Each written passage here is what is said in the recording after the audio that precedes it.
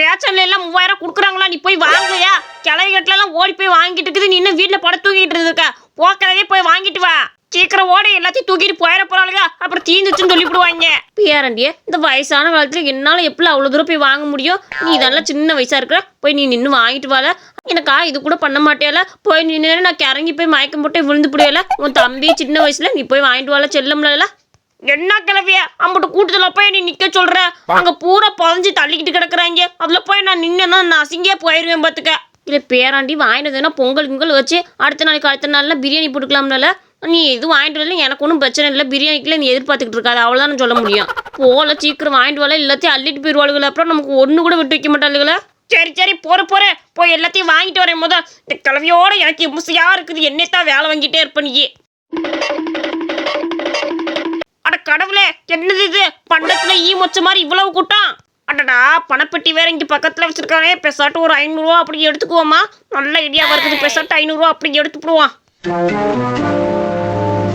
இல்லை கருவாயா, அங்க என்னடா ஏறி நின்று கையை உள்ள விட்டுக்கிட்டு இருக்கிற? அடே மடையா இருக்கு ரேஷன் கிடக்காரன். அங்க திரும்பி பாடுறா மோத. உன் பணப்பட்டியில இருந்து கையை விட்டுக்கிட்டு இருக்கிறானே. இல்ல கருவாப்பையில எங்கட இங்கே ஏறி நின்றுகிட்டு இருக்கிற? லசந்தா போதும், அப்படியே நைஸா வந்துட்டானே. என்னன்னு நீ தப்பா புரிஞ்சுக்கிட்டு இருக்கிற. நான் வெயிட் மிஷின்ல வெயிட் ஏறி பார்க்கலான்னு வெயிட் ஏறி பார்த்தேன். இங்க பார்த்தே 70 கிலோ காட்டுது. அதைத்தான் பார்க்கலான்னு வந்தேனே. நீ என்னன்னு என்னை திருடேன்னு சொல்லி பட்டம் கட்டுப்புடுற? நான் அப்படிப்பட்ட ஆள்லாம் கிடையாது. இல்லை, யார் எப்படின்னு எனக்கு தெரியும்ல. ஆனே ஆகாத மிஷின்ல 70 கிலோ காட்டுதுன்னு சொல்ற பத்தியா? என்னையவே பைத்தியம் வைக்கிறியா? போய் லைன்ல நில்ல ஒழுங்கா போல. அடடடடா, சீக்கிரம் தான் போட்டு அனுப்பே. அந்த பொம்பளைக்கு எவ்வளவு நேரம் தான் கைரேகை வரல நிப்பாட்டியே வச்சிருப்ப. ஏன் பொம்பளை அடுத்தாவது வந்து நில்லு. எங்களுக்கு நேரம் இல்லையாப்பா? எவ்வளவு நேரம் அந்த ஒரு பொம்பளைக்கே வச்சுக்கிட்டு கிடப்ப? நின்றுக்கிட்டு இருக்கீங்களா? எவனாவது வாயை தந்து பேசுறீங்களாடா? வாயை எதையோ செல்லட்டை பொட்ட வச்ச மாதிரி இருப்பீங்க. கிளவிய அந்த கிளிப்பேல மற்ற நேரத்துல அந்த பொம்பளை திட்டி என்கிட்ட அனுப்பிச்சு விடு. கிளவிய கைரேகை எவ்வளவு நேரம் நின்றுக்கிட்டு இருக்கிறதே. உழுவுலனால பொறுமையா நின்று பார்த்துட்டு தான் போக முடியும். அதுக்காக என்ன விசுன்னு அவங்கள துரத்தி விட முடியும்? பெருசாட்டு வாய முடிட்டு நில்றா. இல்லை, இதுக்கு மேல என்னால முடியாது. ஒருத்தருக்கு எவ்வளவு நேரம் நான் ரேக வைப்பீங்க? முதல்ல நான் வச்சுக்கிட்டு போயிடுறேன். அதுக்கப்புறம் அந்த பொம்பளைக்கு வையு. எப்பா இது கையா இல்லை வேற எதுமான்னு தெரியல. ஒரு ரேகை உழுக மாட்டேங்குதே உன் கையில. இங்க பாரு, அந்த பொம்பளைக்கு போட்டுவிட்டு தான் நான் அடுத்த வருஷம் வருவேன். நீ லாஸ்ட்ல நின்னா லாஸ்ட்ல தான் உனக்கு வருவேன். ஓய் ஒழுங்கா லாஸ்ட்ல நின்னுக்க, அப்புறம் மரியாதை கெட்டு போயிடும் உனக்கு. எக்கா இதவே சொல்ல மாட்டேன். மகன் இருக்கிறேன் பாத்தியா? வீட்டுல எங்கேயோ விழுந்து தொலைஞ்சிட்டியான் போல. கையில மொட்டில அடிபட்டு ரத்தமா கொட்டிக்கிட்டு இருக்குது. போய் பார்த்துட்டு வாக்க. கருவாயா, என் மகனுக்கு ஒன்றுனா நீ பயப்படணும்னு அவசியமே இல்லடா. என் மகனை எங்க அத்தை வீட்டில் விட்டுட்டு வந்து 2 நாள் ஆயிடுச்சு. நான் இன்னும் போய் கூப்பிடவே இல்லை. என் மகன் வீட்லயே இல்லை. போய் ஒழுங்கா போய் பின்னாடி நில்லு போ. ஐயோ, எந்த ரூட்ல போனாலும் எந்த ட்ரெயின்ல போனாலும் விடவே மாட்டேங்கிறாங்களே. இப்ப என்ன பண்ணி நான் உள்ள போறதே தெரியல. எப்பா அடுத்த ஆள் வாங்கப்பா. அந்த பொம்பளை கைரேகை விழுந்துட்டு வாங்கிட்டு போயிருச்சு. வாங்க. பாட்டியே உனக்கு நான் சொல்லணும்னு நினைச்சேன். உன்னால கரும்பெல்லாம் தூக்கிட்டு போக முடியுமா பாட்டி? நான் வேணா உதவி பண்ணவா? இல்லையா ஆமலாம் இங்கேருந்து என்னால் கரும்பு இரும்பெல்லாம் தூக்கிட்டு போக முடியாது. அதுவும் இந்த அரிசி சீனியை வேற கையில் கொண்டு போகணும்ல. 3000 வேற பணம் தெரிஞ்சு சொல்லியிருக்காங்க. என்னால் தூக்கிட்டு போக முடியாதால என்னெல்லாம் பண்ண முடியாதுக்கு? கருவாயம் இருக்க பயம் ஏன் பாட்டியா? நீ வேற நான் உனக்கு உதவி பண்றேன். ஆனா ஒண்ணு, என்னோட கார்டுக்கும் இப்பவே நான் வாங்கிட்டு வந்துடுவேன். ஒரே தான் தூக்கிட்டு போயிடலாம்ல. அதுக்காகத்தான் நீ அந்த ஆள்கிட்ட சொல்லு, என் கார்டுக்கும் இப்பயே கொடுக்க சொல்லு. இல்லை வெள்ளையா, அவன் காடுக்கும் கொடுத்து விடல. நாங்கள் அப்படியே 2 பேரும் ஒன்றா போய்க்குவோம்ல. நான் காசு வாங்கிட்டு முன்னாடி போயிடும். கருவாயா எனக்கு தூக்கிட்டு வந்து வீட்டில் கொடுத்துட்டு போயிடுவான்ல. நானே முடியாதவள அவன் கையில் கொடுத்து விடு. சரி போ, அவனுக்கும் போட்டு கொடுத்து விடுறேன். எப்பா பயங்கரமான ஆளா இருக்கிறியா? எங்கிட்டா உள்ள நுழைஞ்சிடலாம் தான் இருக்கிறியா?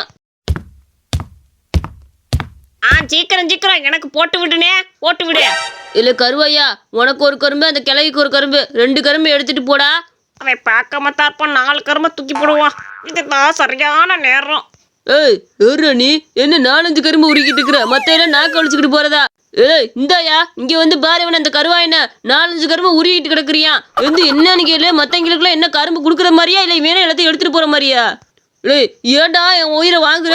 இனி நிம்மதியா வேலை பார்க்க விட்றா. 2 கரும்பு எடுத்துட்டு போடா. அவனுங்க நீ இந்த இடத்த விட்டு போனாதான் நான் அந்த இடத்துக்கு போவேன். ஆளு மூஞ்சி போறி நீ நிம்மதியா வேலை பார்க்க விட மாட்டேங்கிறானே.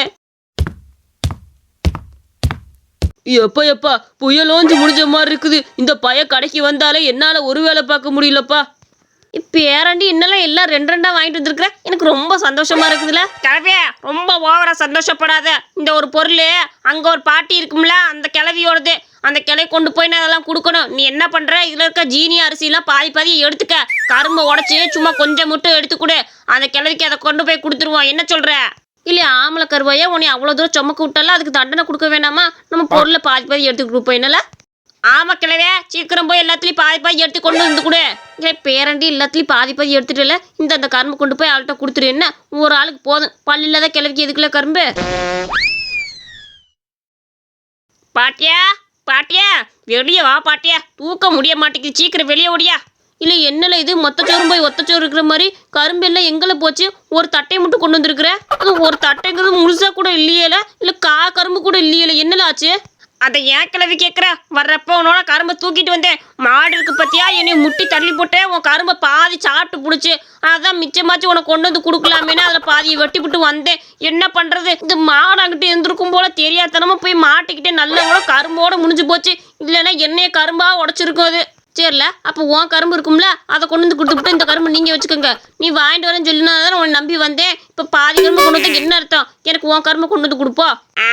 அசுக்கு புசுக்கு டசுக்கு வருவேன், நாளா கொடுக்க மாட்டேன், போ கிளவி முத.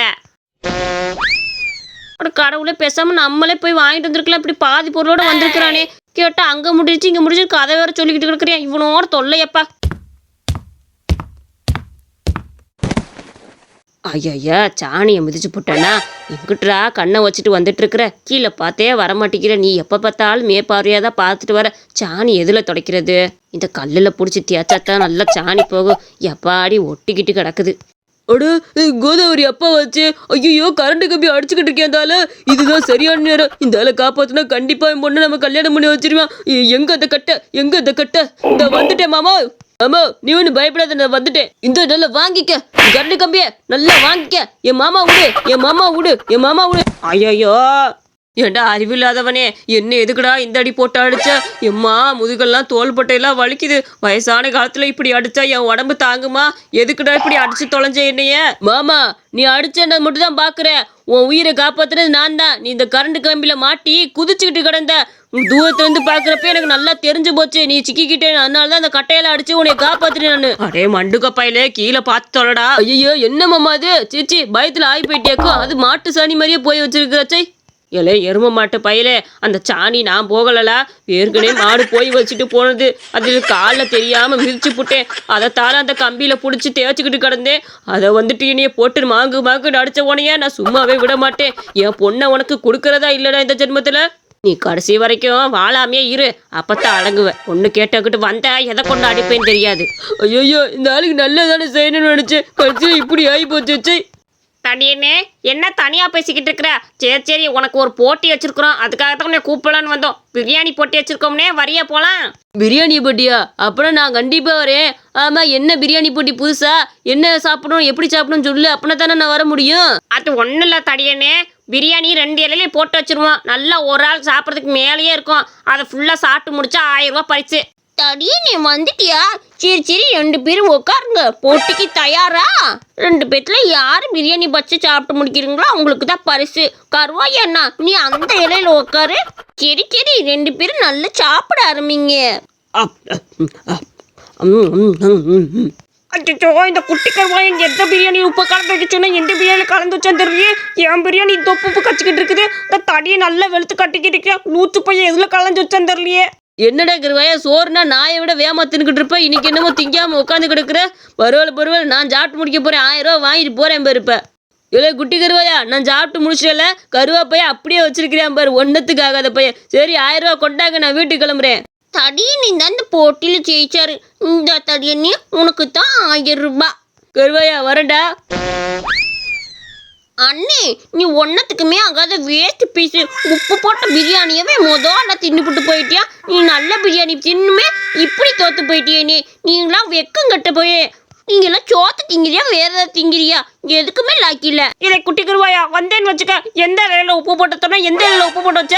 ஏன் இலையில இருக்கிற பிரியாணி தானே உப்பு கச்சிக்கிட்டு கிடச்சி என்னால் சாப்பிடவே முடியல. அடியை வச்ச பிரியாணியில நல்லா தானே இருந்திருக்குது. அதான் தின்னுபிட்டு போயிட்டியா கேன பையில. நான் உன்னை எந்த இலையில போடச்சுன்னா எந்த இலையில போட்டு வச்சிருக்கிறேன். அதுவும் நீ இந்த இலையில உட்கார சொல்லுந்தால உட்காந்தே நின்று அந்த இலையில உட்காந்துருப்பேன்ல.